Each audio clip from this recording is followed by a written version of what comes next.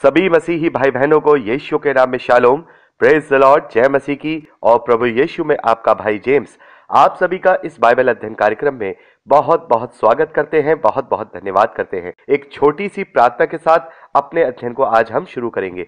Hallelujah. धन्यवाद पिता परमेश्वर, धन्यवाद तेरी सारे अद्भुत रीति वाले प्रेम, तेरे अनुग्रह और तेरी सारी आशीषों के लिए। धन्यवाद करते हैं इस बाइबल अध्ययन कार्यक्रम के लिए पिता परमेश्वर, जिससे हम सीख रहे हैं, जिससे हम समझ रहे हैं, तेरे वचन को जान रहे हैं। प्रभु होने दीजिए पिता परमेश्वर, इस बाइबल अध्ययन कार्यक्रम को हम आपके जोरावर हाथों में सौंपते हैं। आप इसका संचालन कीजिए, पवित्र आत्मा से हमारी अगुवाई कीजिए, ताकि आपकी इच्छा सुनने और सुनाने वालों पर दोनों पर पूरी हो। सब कुछ तेरे हाथों में, तेरे जोरावर हाथों में सौंपते हैं। प्रभु यीशु के सामर्थी और मीठे नाम में मांगते हैं, आमीन।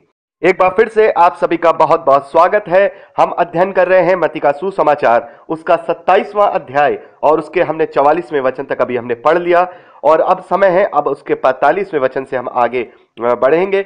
तो यहां देखते हैं दोपहर से लेकर तीसरे पहर तक उस सारे देश में अंधेरा छाया रहा। तो हम देखते हैं कि प्रभु यीशु मसीह को करीब सुबह 9 बजे क्रूस पर चढ़ा दिया गया था, और करीब 3 बजे तक, यानी शाम के 3 बजे तक वो क्रूसिफिकेशन को झेलता रहा, और उसके बाद उसने अपने प्राणों को छोड़ा। यानी करीब 6 घंटे की उस उत्पीड़न को, उस तकलीफ को उसने सहा। और यहां पर हम देखते हैं कि प्रभु जब तीसरे पहर के निकट जो है बड़े शब्द के साथ उसने पुकारा, और उससे पहले देखते हैं कि वहां उस देश में अंधेरा छाया रहा, यानी कि बहुत घनघोर बादलों ने पूरी तरह से उसको घेर लिया था, और वहां बहुत ही, जिसे कहते हैं कि बिल्कुल रोशनी नहीं थी, बिल्कुल अंधेरा टाइप का, जिसे बोलते हैं ना, कि अजीब सा। आपने देखा हो कभी कभी आप इस प्रकार का मौसम देखते होंगे कि ऐसा घबराहट वाला मौसम होता है कि बिल्कुल अंधेरा सा छा जाता है, बड़ा एक खौफनाक सा एक मंजर होता है। तो पूरी सृष्टि उस वक्त उस तकलीफ को देख रही थी कि जो सृजनहार है उसका इकलौता पुत्र कैसे एक मनुष्य की रीति से उन तकलीफों को झेल रहा है, क्योंकि इस दुनिया की बहुत ही ज्यादा खतरनाक और दर्दनाक जो मौत होती है वो क्रूसिफिकेशन की होती है। तो ये 6 घंटे तक उसने सारी चीजों को झेला, और उस देश में पूरी तरह से अंधेरा बना रहा, अंधेरा छाया रहा। तीसरे पहर के निकट प्रभु यीशु ने बड़े शब्द में पुकार के कहा, एली एली लमा शब्दकनी, अर्थात हे मेरे परमेश्वर, हे मेरे परमेश्वर, तूने मुझे क्यों छोड़ दिया। तो यहां पर हम देखते हैं कि कुछ वाणियां प्रभु यीशु मसीह ने क्रूस पर कही थी। जब हम चारों सुसमाचारों को जब कंबाइंड करते हैं तो यहां 7 प्रकार की वाणियां प्रभु यीशु मसीह ने जो है क्रूस पर कही हैं, जो कुछ हमें किसी सुसमाचार में और कुछ किसी सुसमाचार में पाई जाती हैं। और जब हम इसको वर्णन करते हैं वाणियों का, तो इसे 5वीं वाणी प्रभु यीशु मसीह की कहा जाता है। यानी कि इससे पहले भी उसने 4 वाणियों को, 4 बातों को क्रूस पे कहा था, जिसका हम जो है आगे आने वाले सुसमाचारों में अध्ययन करेंगे। और जो हम फाइनल सब सुसमाचारों को जब अध्ययन कर चुके होंगे, जब हम यूहन्ना के सुसमाचार में आएंगे, तब हम इसको पूरी तरह से एक जो है स्टेप बाय स्टेप पूरी तरह से एक बार और क्रूसिफिकेशन की पिक्चर को स्टेप बाय स्टेप जो है वर्णन करेंगे, उसका डिस्क्राइब करेंगे कि एक के बाद एक क्या हुआ, पहली वाणी, दूसरी वाणी, तीसरी वाणी, इस प्रकार से हम उसको जो है बाद में डिस्क्राइब करेंगे। लेकिन अभी हम मत्ती के सुसमाचार को पढ़ रहे हैं, तो यहां पर हम उसकी जो है चौथी वाणी को, माफ कीजिएगा 5वीं नहीं, चौथी वाणी को हम यहां देखते हैं कि वो बड़े शब्द से पुकार कर कहता है, एली एली लमा शब्दकनी, यानी कि हे मेरे परमेश्वर, हे मेरे परमेश्वर, तूने मुझे क्यों छोड़ दिया। तो यहां पर प्रभु यीशु मसीह का, जैसे मैंने आपको बताया कि उसमें से अब सामर्थ नहीं है, और सामर्थ नहीं होने का मतलब यह है कि वो क्रूसीफाई क्यों हो रहा है। वो क्रूसीफाई मेरे और आपके पापों के लिए हो रहा है। वो मेरे और आपके पापों को अपने ऊपर लेके उस बलि को, उस बलिदान को झेल रहा है। तो यहां पर वो एक पापी की नाई है, और जब वो पापी की नाई है, तो जैसे कि हम जो है वचन में पढ़ते हैं कि परमेश्वर पापियों की नहीं सुनता है और वो उनसे अपना संबंध खत्म कर लेता है। तो वो जो समय है, वो 6 घंटे का जो समय है, परमेश्वर ने अपने इकलौते पुत्र से अपना संबंध अलग कर लिया था, क्योंकि वो हमारे और आपके पापों के लिए पाप बन गया था, और एक पापी के समान मृत्यु को सहन कर रहा था। उस समय में वो पिता अपने पुत्र से जो है दूरी में है, उसको उसने छोड़ दिया है। वो एक सामान्य मनुष्य मनुष्य की तरह है, एक सामान्य देह की तरह है जो तकलीफ में है और पुकारती है, हे परमेश्वर, हे परमेश्वर, तूने मुझे क्यों छोड़ दिया। ये वो 6 घंटे हैं जो पूरी मानव जाति के लिए पिता और पुत्र में अलगाव है, पिता और पुत्र अलग हैं। ये वो समय है जबकि उत्पत्ति की सृष्टि सी रचना से, जब से वो है और तब से वो आदि तक अनंत तक रहेगा, तब से लेके कभी भी वो एक दूसरे से अलग नहीं हुए। तो आज वो पुत्र जो उस देह में है आज परमेश्वर से अलग है, उसकी सामर्थ्य उससे अलग है और एक सामान्य मनुष्य एक पापी मनुष्य के समान है, क्योंकि पापी मनुष्य के साथ परमेश्वर नहीं होते हैं। और इसी बात को हम भजन संहिता उसके 22वें अध्याय और पहले वचन में भी देखते हैं। जब दाऊद परेशानी में है, जब परेशानी में है, दाऊद को भी परमेश्वर ने छोड़ दिया था, तब वो बड़े करुणानाथ से चिल्लाता है, हे परमेश्वर, हे परमेश्वर, तूने मुझे क्यों छोड़ दिया। तो यहां पर जब जो हमारे लिए वो पाप बन गया है, तो परमेश्वर ने भी उसे अपने आप से दूर कर दिया, क्योंकि अब उसका सामर्थ्य उसके साथ नहीं है, एक सामान्य मनुष्य की तरह है। और वो चिल्ला चिल्ला कर कह रहा है, एली एली लमा शब्दकनी, हे परमेश्वर, हे परमेश्वर, तूने मुझे क्यों छोड़ दिया। और मेरे प्यारे भाई बहनों, मैं इस बात पे आप लोगों को बताना चाहता हूं, बहुत से बुद्धिमान, जो प्रभु यीशु मसीह के विरोधी हैं, मैं उन्हें धरती का बुद्धिमान कहता हूं, क्योंकि वो अपनी बुद्धिमत्ता में फंसकर मूर्खता की बातें करते हैं और प्रभु का विरोध करते हैं। वो क्लेम करते हैं कि यदि वो परमेश्वर का पुत्र था, यदि वो परमेश्वर था, तो उसने फिर यहां पर क्यों कहा परमेश्वर, यहां प्रभु यीशु मसीह ने पिता को परमेश्वर क्यों कहा। तो मैं आपको बता दूं कि यहां पर प्रभु यीशु मसीह यहां पर केवल एक सामान्य शरीर है। और वो जैसा मैंने आपको गतसमनी की प्रार्थना में भी जैसे प्रभु यीशु मसीह ने जब प्रार्थना की थी, तो वहां आत्मा ने नहीं बल्कि वो शरीर अपने लिए प्रार्थना कर रहा है, क्योंकि वो शरीर एक सामान्य लहू और मांस और हड्डी का बना हुआ है। वो साधारण मनुष्य है और उन तकलीफों को वो झेल रहा है। उस शरीर के लिए वो परमेश्वर ही रहेगा, लेकिन जो उसमें सामर्थ्य था, जो उसमें वो वचन था, वो उसके लिए पिता था। तो इस वक्त पिता और पुत्र का संबंध नहीं है, इसलिए वो उसे परमेश्वर कह रहा है, क्योंकि यहां पर वो सामान्य देह में है और वो देह उसे परमेश्वर कह रहा है। और जब हम पूरे चारों सुसमाचारों का अध्ययन करते हैं, तो कहीं भी प्रभु यीशु मसीह ने जहां भी प्रचार किया है, जहां कहीं भी संबोधन परमेश्वर के लिए किया है, तो मेरा पिता, हे पिता, मेरा पिता, हे पिता ही कह करके संबोधन किया है। लेकिन ये समय है जहां पर जब तक वो प्रभु यीशु मसीह जब तक कि पुनरुत्थान के बाद अपने पिता से दोबारा से नहीं मिलते हैं, तब तक उस समय तक वो उसे परमेश्वर ही कह करके पुकारते। देखिए, यह पॉइंट नोट आउट करने वाली चीज है। बहुत सारे मेरे भाई जो सेवकाई करते हैं, जिन्होंने बाइबल का अध्ययन भी किया होगा, शायद उन्होंने भी इस बात को पॉइंट आउट किया हो, लेकिन ये पॉइंट आउट करने वाली बात है कि किसी भी जगह हम ये नहीं देखते हैं कि वो जो है परमेश्वर को परमेश्वर कह करके संबोधित करता है। वो हर जगह मेरा पिता, मैं और मेरा पिता एक है, मेरा पिता और हे पिता, यही कह करके वो संबोधित करता है। लेकिन ये एक ऐसी इकलौती जगह है कि जब वो क्रूसीफाई हो रहा है, तो उसके मुंह से पिता नहीं निकलता, बल्कि उसके लिए परमेश्वर निकलता है, क्योंकि अभी इसका पिता और पुत्र का संबंध थोड़ी देर के लिए खत्म हो चुका है। जब वो अपने आप को पूरी तरह से पापों को, मेरे और आपके पापों के लिए अब पूरी तरह से बलिदान कर देगा, तब वो संबंध वापस जो है स्थापित होगा। अभी 6 घंटों के लिए वो संबंध खत्म हो चुका है, इसलिए अब वो उसे पिता नहीं कह सकता, इसलिए उसने परमेश्वर कह करके उसे संबोधित किया। और वो भी शरीर ने उस पिता को जो है परमेश्वर कह करके संबोधित किया।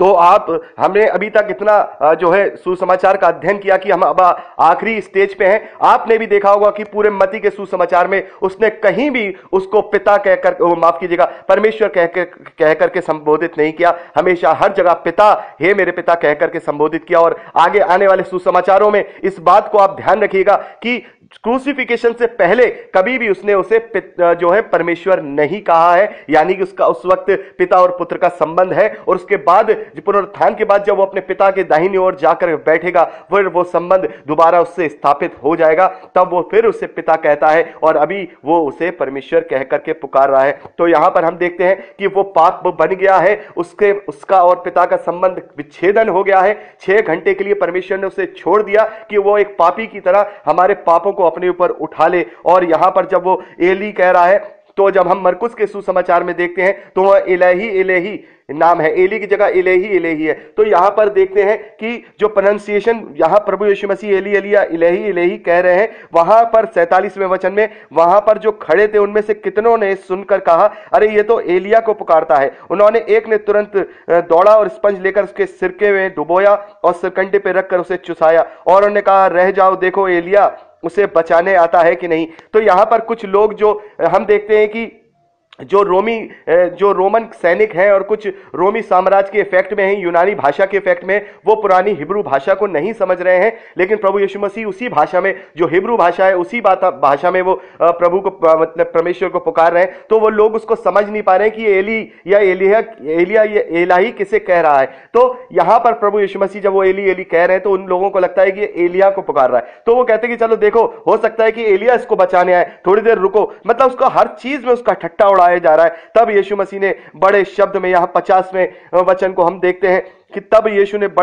फिर बड़े शब्द से चिल्लाकर प्राण छोड़ दिए। तो हम यहां पर मत्ती के सुसमाचार में केवल प्रभु यीशु मसीह की एक वाणी को ही पाते हैं, जो सीक्वेंस में चौथी वाणी मानी जाती है। इसके बाद जब आगे हम सुसमाचारों में हम देखेंगे तो उसकी 7वां वाणी के विषय में हम पढ़ेंगे और फिर उसके बाद हम जब कंक्लूजन वाला एक एपिसोड बनाएंगे, उसमें हम शुरू से लेकर उसके पकड़वाए जाने से लेकर उसके पुनरुत्थान और उसके स्वर्ग आरोहण तक का पूरा एक पिक्चर हम एक हफ्ते में उसको हम डिस्क्राइब करेंगे, ताकि हमें एक स्टेप बाय स्टेप पता चले कि अब प्रभु के साथ क्या हुआ, फिर प्रभु के साथ क्या हुआ, फिर उसकी पहली वाणी क्या थी, दूसरी वाणी क्या थी। इस प्रकार से 7वां वाणियों का भी हम अध्ययन करेंगे। तो यहां हम तीसरे पहर के अंत में हम देखते हैं प्रभु यीशु मसीह ने बड़े शब्द के साथ पर जो है चिल्ला करके प्राण छोड़ दिए।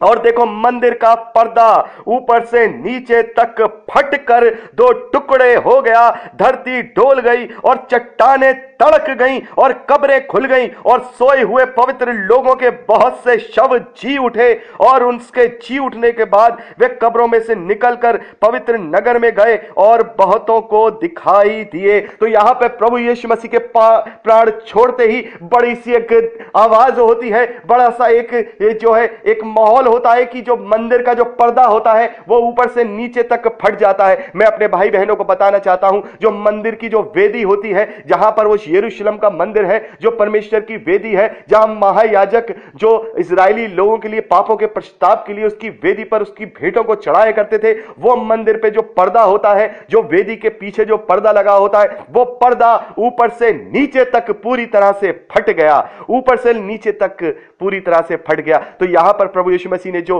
कहा था कि तुम इस मंदिर को ढहा दो, मैं इसे 3 दिन में खड़ा कर दूंगा, तो यहां पर जब वो बलिदान हो गया तो इस बात का संकेत था कि देखो, अब नई वाचा पूरे जगत के साथ मैंने अपने जो लहू के द्वारा बांधी है, मैं तुम्हारे लिए अब बलिदान हो गया। अब किसी बलिदान की जरूरत नहीं है, अब किसी पाप बलि की जरूरत नहीं है, अब किसी होम बलि की जरूरत नहीं है। मैंने सारे जगत के पापों को अपने ऊपर उठाकर एक बार में ही सारे बलिदानों को पूरा कर दिया। अब इस वेदी की जरूरत नहीं है, अब इस पर्दे की जरूरत नहीं है। वो पर्दा भी आप जानता था, इसलिए ऊपर से नीचे तक फट के 2 टुकड़े हो गया, क्योंकि अब किसी बलिदान की आवश्यकता बाकी नहीं रह गई है। अब वो वेदी खत्म हो गई। अब परमेश्वर मेरे और आपके अंदर वास करेगा पवित्र आत्मा के रूप में। अब हमें पापों के पश्चाताप के लिए किसी भी पशु की बलि चढ़ाने की जरूरत नहीं है,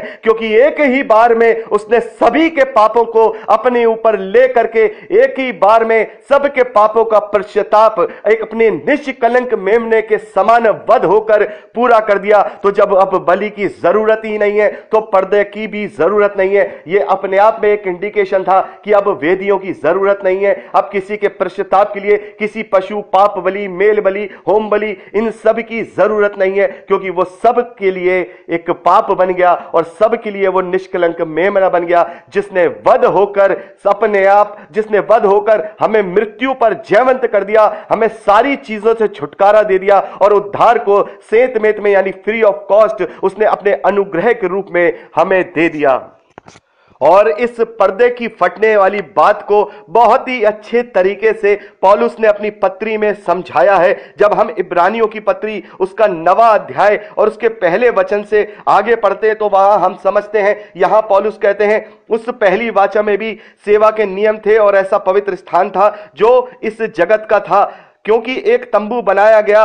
पहले तंबू में दीवट और मेज और भेंट की रोटियां थी और वह पवित्र स्थान कहलाता था। दूसरा पर्दे के पीछे वह तंबू था जो परम पवित्र स्थान कहलाती थी। तो यहां पर वेदी के विषय में यहां पौलुस अपनी कलीसिया को लिख रहे हैं कि प्रभु यीशु मसीह से पहले भी जो है अपने पापों के पश्चाताप के लिए एक वेदी हुआ करती थी, एक तंबू बनाया गया था, उसमें मेज थी, उसमें भेंट की रोटियां रखी जाती थी, वो पवित्र स्थान कहलाता था और वो मंदिर कहलाता था। लेकिन 14वें वचन में यानी चौथे वचन में यहां पौलुस कहते हैं उसमें सोने की धूपदानी और चारों ओर सोने का मड़ा हुआ वाचा का संदूक और मन्ना से भरे हुए सोने का मर्तबान और हारून की छड़ी जिसमें फूल आ गए थे और वाचा की पट्टियां थीं, उसके ऊपर दोनों तेजोमय करूब थे जो प्रायश्चित के ढकने पर छाया किए हुए थे।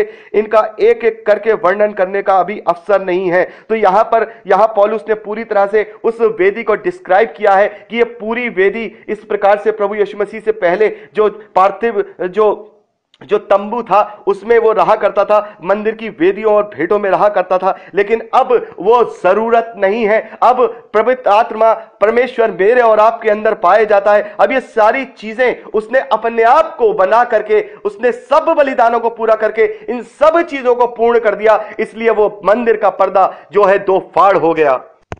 और इसी बात को जब मैं आपको रिकमेंड करूंगा, आप इसको 9वें अध्याय और 10वें अध्याय यानी अब जो इब्रानियों की पत्री उसके 9वें अध्याय और 10वें अध्याय को जब आप पूरे अच्छे से पढ़ेंगे तो आपको मंदिर के पर्दे के फटने के विषय में बहुत और अच्छे से समझ में आएगा। और जब हम इब्रानियों की पत्री में जाएंगे तो इस बात को बहुत अच्छे से डिटेल में हम इसको डिस्क्राइब करेंगे। यहां देखिए 11वें वचन में पौलुस बताते हैं ये सारी चीजें उन्होंने पहले बताई, ये सारी चीजें होती थी। लेकिन अब 11वें वचन में पौलुस कहते हैं परंतु जब मसीह आने वाली अच्छी अच्छी वस्तुओं का महायाजक होकर के आया तो उसने और भी बड़े और सिद्ध तंबू में होकर, जो हाथ का बनाया हुआ नहीं अर्थात इस सृष्टि का नहीं और बकरों और बछड़ों के लहू के द्वारा नहीं पर अपने लहू के द्वारा एक ही बार पवित्र स्थान में प्रवेश किया और अनंत छुटकारा प्राप्त किया। तो यहां पर हम देखते हैं प्रभु यीशु मसीह ने एक ही बार में उस वेदी को खुद अपने आप को उसमें कन्वर्ट कर दिया ताकि अब हम उसके द्वारा उस धार्मिकता को प्राप्त करें। अब हमें उस वेदी की आवश्यकता नहीं है, अब हमें उस पर्दे की आवश्यकता नहीं है। और इसी बात को जब हम इसी 10वें अध्याय इब्रानियों की पत्री उसके 19वें वचन में और 20वें वचन में पढ़ते हैं तो पौलुस कहते हैं इसलिए हे भाइयों, जब हमें यीशु के लहू के द्वारा उस नए और जीवते मार्ग से पवित्र स्थान में प्रवेश करने का हियाब हो गया है, जो उसने पर्दे अर्थात अपने शरीर में से होकर हमारे लिए अभिषेक किया है, यानी कि उसका जो शरीर था उसमें से होकर हम उस वेदी में, जो सच्ची वेदी जो परमेश्वर तक पहुंचती है, हम उसमें पहुंच गए। और जो वो पवित्र जगह का यानी पवित्र स्थान का जो मार्ग था जो उस पर्दे के पीछे हुआ करता था, वो पर्दा फट गया। अब उसके बीच में कोई नहीं है। जो कोई भी प्रभु यीशु मसीह पर विश्वास करेगा, उसका अंगीकार करेगा, वो सीधे तौर पे परमेश्वर से कनेक्टेड हो जाएगा, क्योंकि प्रभु यीशु मसीह हमारे लिए ऐसा मध्यस्थ हो गया कि वो हमारे और परमेश्वर के बीच में ऐसा एक पुल बन गया जिससे हमारा मेल परमेश्वर से हो गया है। तो यहां पर हम देखते हैं कि जो मंदिर का पर्दा है वो 2 फाड़ हो गया, क्योंकि अब वेदियों की जरूरत नहीं है, मंदिर की जरूरत नहीं है, उसके पर्दे की जरूरत नहीं है। अब परमेश्वर और हमारे बीच में कोई पर्दा नहीं है। ये सारी चीजें यहां पर पूरी हो गई हैं। तो यहां हमने देखा कि प्रभु की मृत्यु और उसके जी उठने के जो पूरे सीक्वेंस में सबसे पहली बात यह हुई कि मेरे और आपका जो परमेश्वर के बीच में जो पर्दा था वो प्रभु यीशु मसीह ने अपने अंदर से होकर के हमें वो पवित्र स्थान में पहुंचा दिया। क्योंकि जब आप व्यवस्था को पढ़ेंगे, जब आप मूसा की व्यवस्था को पढ़ेंगे तो वहां देखेंगे कि जो महायाजक हुआ करता था उसके अलावा किसी को भी ये हक नहीं था, अधिकार नहीं था कि वो वेदी के पर्दे के बाहर या उस जगह जाया सकता था। वो केवल जो लेवी गोत्र के जो महायाजक हुआ करते थे वही परमेश्वर के जो लोगों के लिए परमेश्वर से प्रार्थना किया करते थे, उनके लिए बलि चढ़ाया करते थे, पश्चाताप किया करते थे और उस वेदी तक वो ही जा सकते थे। लेकिन अब मैं और आप उस पवित्र स्थान से सीधे संबंध बनाते हैं, अब हम सीधे उससे मेल रखते हैं। वो सारी बातें प्रभु यीशु मसीह ने यहां पूरी कर दी, अब किसी वेदी की जरूरत नहीं है। तो हमने यहां पर देखा कि जब प्रभु यीशु मसीह ने प्राण त्याग दिए तो इस प्रकार से वेदी जो है, जो पर्दा है वेदी का, वो पूरे 2 टुकड़े हो गया। और हम देखते हैं बहुत सारे लोग जो मुर्दे हैं, वो जो पवित्र लोग थे, वो भी जी उठे और बहुत सारे लोगों को दिखाई दिए। तो बहुत से लोग पूछते हैं आखिर यहां पर ये सारी चीजें क्यों हुई। तो देखिए, यहां पर प्रभु यीशु मसीह जब जो प्राण त्याग दिए हैं, तो वो सीधा जो एक मनुष्य का जो रास्ता हुआ करता था कि वो सीधा अधोलोक में अपने अपने जो उसका डेस्टिनेशन हुआ करता था, वो अधोलोक में सीधा जाया करता था। तो प्रभु यीशु मसीह के प्राण त्यागते ही अधोलोक के फाटक भी खुल गए, अधोलोक के फाटक भी खुल गए। क्योंकि जब हम पढ़ते हैं इफिसियों की पत्री में, तो वो वहां लिखा है कि प्रभु यीशु मसीह धरती के निचले स्थानों पर भी गया और वहां जाकर उसने कैदी आत्माओं के बीच में भी प्रचार किया और वहां पर उसने घोषणा की, उद्घोषणा की, ऐलान किया कि देखो, मैं शैतान पे जयवंत हो गया और मैंने जगत के पापों को अपने ऊपर ले लिया और मैंने अपने पिता की इच्छा को पूरा कर दिया। और वो वहां 3 दिन रहा। इस विषय में भी हम आगे बात करेंगे कि प्रभु यीशु मसीह इन 3 दिनों में, यानी कि जो तीसरे दिन वो जी उठाए, इन 3 दिनों में उसने क्या क्या किया, ये सारी बातें जब हम इफिसियों की पत्री को पढ़ेंगे तब हम ये सारी बातें जो है एक्सप्लेन करेंगे। तो यहां पर ये इसलिए हुआ क्योंकि ताकि लोग इस चीज से देखते हैं। वहां आपने देखा कि आप लोगों में बड़ा भय छा गया इस बात को देख के, बड़ा अफसोस, वो डर से गए। ये सारी जब चीजें हुई तो उनमें बहुत ज्यादा घबराहट पैदा हो गई। तो जब लोगों ने वहां पर देखा कि जो पवित्र लोग थे, उन करीब बहुत सारे लोग वहां जो है पवित्र स्थान में उन्हें वो देखते हैं, तो उसका मतलब ये कि अधोलोक के फाटक अब प्रबल नहीं रहे, अब वो अधोलोक के फाटक खुल गए। और वहां से जैसे प्रभु यीशु मसीह के द्वारा जब वो वहां पर घोषणा हुई, तो पवित्र लोगों के जो शव लोगों को दिखाई दिए और जो पुनरुत्थान का जो एक शरीर था वो वहां पर लोगों को वहां पर दिखाई दिया, ताकि एक गवाही बन सके कि पुनरुत्थान होता है और मरने के बाद का एक जीवन होता है। इस बात की गवाही लोगों में बैठ सके, इस बात की गवाही लोगों में आ सके कि हाँ, प्रभु यीशु मसीह के प्राण त्यागते ही हमने ये सारी घटनाएं देखी कि अधोलोक के फाटक खुल गए, कि वो जो पवित्र लोग थे उनको भी लोगों ने जो है जीवित होता हुआ देखा, सारी चीजें। क्योंकि ये सब उस 3 दिन में घटित हुआ और बहुत, क्योंकि अब अधोलोक का फाटक प्रभु यीशु मसीह के लिए खुल चुका है, इसलिए वहां से अब कोई भी ऊपर नीचे इस हिसाब से आ रहा है और लोगों में गवाही हो रही है कि देखो, यहां पर ये लोग दिखाई दे रहे हैं। तो जैसा यीशु ने कहा था कि मैं तीसरे दिन जी उठूंगा, तो ये हम देख रहे हैं कि बहुत से लोगों को अपने जो स्वर्गीय शरीर में देख रहे हैं, यहां पर ये जीवित देख रहे हैं। तो इस बात की उनके अंदर पुष्टि हो सके कि हां, प्रभु यीशु मसीह भी तीसरे दिन जी उठेगा। और बहुत सारी गवाहियां हम देखते हैं, करीब 500 से भी ज्यादा लोगों की गवाही इस बात की है। आगे हम देखेंगे कि 500 से भी ज्यादा लोगों ने इस बात की गवाही दी कि उन्होंने प्रभु यीशु मसीह के पुनरुत्थान को देखा, उन चेलों ने देखा। और 500 से भी ज्यादा लोगों की यह गवाही हम देखते हैं कि वो इस बात की गवाही देते हैं कि हमने प्रभु यीशु मसीह को पुनरुत्थान के रूप में दोबारा जीवित देखा है। तो यहां पर हम देखते हैं कि यहां पर जब लोग देख करके डर गए, जब हम 54वें वचन में पढ़ते हैं, तो लोग अत्यंत डर गए और कहने लगे, हाँ, यह तो सचमुच परमेश्वर का पुत्र था।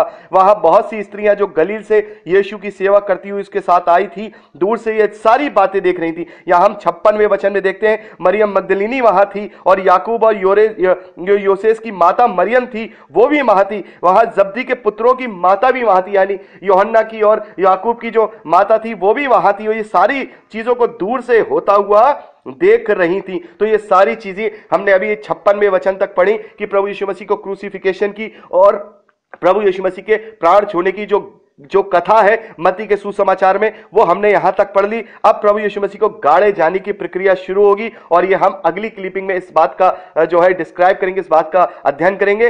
प्रभु आपको आशीष दे। दोस्तों, यदि आपको ये प्रचार पसंद आया है तो प्लीज शेयर जरूर करिए, और अगर आप चाहते हैं कि हमारे और भी वीडियो देखना जो हमने अपलोड किए हैं और जो हम आगे अपलोड करेंगे, तो आप हमारे चैनल को सब्सक्राइब कर लीजिए और वहां बेल आइकन है उसे टच करिए, ताकि जब भी हम नया वीडियो डालें वो नोटिफिकेशन आप तक जरूर पहुंचे। तो दोस्तों, आज के लिए इतना ही। परमेश्वर आपको सुरक्षित रखे, आप आनंदित रहें, परमेश्वर में आशीष पाए और बढ़ते जाएं, यीशु के सामर्थ्य नाम में, आमीन। Praise the Lord. जय मसीह की।